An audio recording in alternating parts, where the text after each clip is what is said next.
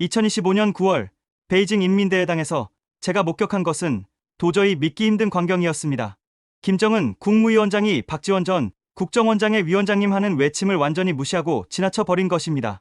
두 번이나 간절히 불렀지만 김정은은 단 한 번도 돌아보지 않았습니다. 더욱 놀라운 것은 그 뒤에 벌어진 일이었습니다. 경호원들의 제지 속에서도 박지원은 필사적으로 다가가려 했고 최선희 외무상마저 그의 인사를 차갑게 외면했습니다. 그 순간 저는 깨달았습니다. 이것은 단순한 외교적 무례가 아니라 북한이 감추고 있는 거대한 비밀과 관련이 있다는 것을 말입니다. 왜 김정은은 남한의 전직 고위 관료를 그토록 철저히 무시했을까요? 그리고 김주애라는 어린 소녀가 이런 중요한 순간에 아버지 곁에 있었던 진짜 이유는 무엇일까요?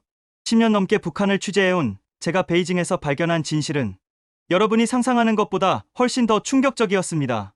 타오르는 듯한 늦여름의 열기가 채 가시지 않은 인민대회당 앞 광장은 세계 각국에서 모여든 취재진과 중국 인민들로 발디딜 틈 없이 북적였습니다. 80주년 중국 전승절 기념 열병식은 화려한 볼거리로 가득했지만 제 시선은 오직 한 곳, 북한 대표단에 꽂혀 있었습니다.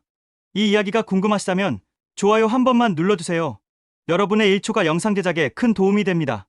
사실 이 모든 일의 시작은 박지원 전 국정원장의 한마디 폭로였습니다. 그는 라디오 방송에서 감히 아무도 말하지 못했던 진실을 털어놓았습니다. 김정은의 진짜 후계자는 아들이며 김주애는 그 아들의 존재를 숨기기 위한 연막막일 뿐이라고 말입니다. 이 말을 들은 순간 저는 소름이 돋았습니다. 만약 이것이 사실이라면 우리가 지금까지 보아온 김주애의 모든 행보가 철저히 계산된 속임수라는 뜻이었습니다. 박지원은 더욱 구체적으로 설명했습니다. 김정은과 김여정이 어린 시절 스위스에서 유학했듯이 김정은의 아들도 현재 해외에서 비밀리에 교육받고 있을 가능성이 높다는 것이었습니다. 김주애는 그동안 국제사회의 시선을 분산시키는 미끼 역할을 한 것이라고 했습니다. 이 증언이 사실이라면 김주애가 공식 석상에 나타날 때마다 보였던 김정은의 각별한 관심, 그녀를 향한 세심한 배려, 그리고 후계자로서의 수업을 받는 듯한 모습들이 모두 거대한 연극이었다는 것입니다. 저는 이 가능성을 검증하기 위해 베이징 곳곳을 누볐습니다. 북한 관계자들과 접촉을 시도했고 해외 유학 중인 북한 고위층 자녀들의 행적을 추적했습니다. 베이징의 한 북한 식당, 그곳에서 저는 예상치 못한 증언을 듣게 되었습니다. 20대 초반으로 보이는 한 종업원이 조심스럽게 접근해와 속삭였습니다. 기자가 정말 궁금한 게 있다면 고위층 자녀들은 모두 해외에 있으며 그것도 아주 어릴 때부터라고 했습니다. 그녀는 두리번거리며 주변을 살핀 후 더욱 작은 목소리로 계속했습니다. 김주애만 예외일 리 없고 분명 다른 형제들이 있을 것이며 그런데 왜 하필 딸만 공개했는지 생각해보라고 했습니다. 그 순간 저는 전율이 흘렀습니다. 만약 정말로 김정은에게 숨겨진 아들이 있고 그 아들이 진짜 후계자라면 김주애는 정말로 그 존재를 가리기 위한 스모크 스크린에 불과했던 것일까요? 다시 인민대회당으로 돌아가 봅시다. 박지원 전 원장이 위원장님하고 외쳤을 때의 그 상황을 자세히 분석해 보겠습니다. 김정은은 분명히 박지원의 목소리를 들었습니다.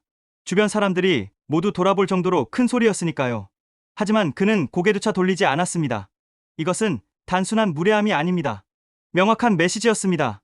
남한과는 더 이상 대화할 생각이 없다는 뜻이었습니다. 더욱 차가웠던 것은 최선희 외무상의 반응이었습니다. 박지원이 정중하게 인사했지만 그녀는 마치 투명인간을 보는 듯 시선조차 주지 않았습니다. 이런 극도의 냉담함 뒤에는 분명 이유가 있었을 것입니다. 혹시 박지원 전 원장이 김주애의 비밀에 너무 가까이 다가간 것은 아닐까요? 절망적인 상황에서도 한 줄기 희망은 있었습니다. 우원식 국회의장이 김정은과 나눈 그 짧은 악수였죠. 7년 만에 이루어진 남북 고위급 인사의 만남. 그 순간만큼은 김정은의 표정이 조금 누그러져 보였습니다. 우 의장은 나중에 김 위원장께서 한반도 평화에 대한 관심을 보였으며 비록 짧은 만남이었지만 대화의 가능성을 확인할 수 있었다고 전했습니다. 하지만 저는 의문이 들었습니다. 박지원은 철저히 무시하면서 왜 우원식과는 악수를 나눈 것일까요? 혹시 우원식이 김주애의 비밀에 대해 알고 있지 않기 때문일까요? 김정은과 김여정의 스위스 유학 경험을 다시 살펴보겠습니다. 이들은 1990년대 후반부터 2000년대 초반까지 스위스에서 비밀리에 교육받았습니다. 당시 그들의 존재는 철저히 감춰졌고 나중에서야 그 사실이 알려졌죠. 만약 박지원 전 원장의 말이 사실이라면 김정은의 아들도 지금 어딘가에서 비슷한 과정을 밟고 있을 것입니다. 서구 교육을 받으며 미래 북한을 이끌 지도자로서의 소양을 쌓고 있을지도 모르죠. 그렇다면 김주애는 그녀는 정말로 아버지의 각별한 사랑을 받는 딸일 뿐일까요? 아니면 동생의 존재를 감추기 위한 완벽한 연막막일까요? 베이징의 그 북한 식당에서 만난 종업원은 떠나기 전 마지막으로 이런 말을 남겼습니다. 북한에서 가장 중요한 것은 혈통이며 아무리 시대가 바뀌어도 여자가 최고 지도자가 되기는 어렵지만 표면적으로는 그런 것처럼 보이게 할 수는 있다는 것이었습니다. 그녀의 말은 북한 사회의 본질을 꿰뚫고 있었습니다. 북한은 여전히 극도로 가부장적인 사회입니다. 김정은이 아무리 김주애를 아껴도 실제 권력 승계는 다른 차원의 문제인 것이죠. 저는 김정은의 숨겨진 아들에 대한 단서를 찾기 위해 다양한 경로를 탐색했습니다. 유럽의 여러 사립학교들, 중국의 국제학교들, 그리고 동남아시아의 교육기관들까지. 그 과정에서 흥미로운 사실을 발견했습니다. 김정은과 리설주 사이에는 공식적으로 3명의 자녀가 있다는 정보였습니다. 김주애 외에도 2명이 더 있다는 것이죠. 그중 1명이 아들이고 현재 해외에서 교육받고 있을 가능성이 높다는 것입니다. 모든 퍼즐 조각들을 맞춰보니 놀라운 그림이 드러났습니다. 김주애는 단순한 딸이 아니라 북한 권력층이 치밀하게 계획한 디스트랙션 작전의 핵심 인물이었던 것입니다. 국제사회가 김주애에 주목하는 동안 진짜 후계자인 아들은 안전하게 해외에서 교육받을 수 있었습니다. 김주애가 공식 석상에 등장할 때마다 전 세계 언론과 정보기관들의 시선이 그녀에게 쏠렸죠. 이는 완벽한 계획이었습니다. 김주애의 귀여운 모습과 아버지와의 다정한 모습이 전 세계의 화제가 되는 동안 정작 중요한 것은 철저히 감춰질 수 있었으니까요. 이제야 박지원 전 원장이 왜 그토록 차갑게 무시당했는지 이해가 됩니다. 그는 라디오 방송에서 김정은의 가장 큰 비밀을 공개적으로 폭로했습니다. 북한 입장에서는 용납할 수 없는 일이었죠. 김정은이 박지원의 외침을 무시한 것은 그가 더 이상 대화할 가치가 없는 사람이라고 판단했기 때문일 것입니다. 비밀을 알면서도 공개적으로 폭로한 사람과 무슨 대화를 나눌 수 있겠습니까? 그렇다면 북한의 진짜 미래는 김주애가 아니라 우리가 아직 보지 못한 그 아들에게 달려있는 것일까요? 만약 그 아들이 정말 존재하고 서구 교육을 받으며 성장하고 있다면 미래의 북한은 지금과는 완전히 다른 모습일 수도 있습니다. 개방적이고 국제적 감각을 가진 지도자가 등장할 수도 있다는 것이죠. 하지만 동시에 우려도 됩니다.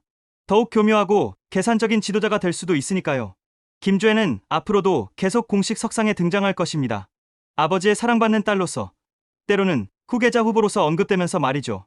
하지만 진실을 안다면 그녀의 모든 행보가 얼마나 쓸쓸하게 느껴지는지 모릅니다. 그녀는 자신이 진짜가 아니라는 것을 알고 있을까요? 아니면 정말로 자신이 북한의 미래라고 믿고 있을까요? 베이징 취재를 마치는 마지막 밤, 저는 호텔 창문 너머로 보이는 천안문 광장을 바라보며 깊은 생각에 잠겼습니다. 과연 제가 발견한 이 진실을 세상에 알려야 할까요? 김주애라는 한 소녀의 인생이 거대한 국가적 음모의 희생양이 되고 있다는 사실을 말입니다. 하지만 기자로서의 사명감이 망설임을 압도했습니다. 진실은 언젠가 밝혀져야 하고 사람들은 알 권리가 있습니다. 지금도 어딘가에서 김정은의 아들이 미래의 지도자가 되기 위한 교육을 받고 있을지 모릅니다. 그리고 김주애는 오늘도 아버지 곁에서 완벽한 연막막 역할을 해내고 있을 것입니다. 언젠가 진실이 모두 밝혀지는 날이 올 것입니다. 그날이 되면 우리는 김주애를 어떤 시선으로 바라봐야 할까요? 속임수의 공범으로 볼 것인가? 아니면 거대한 권력 게임의 또 다른 희생자로 볼 것인가?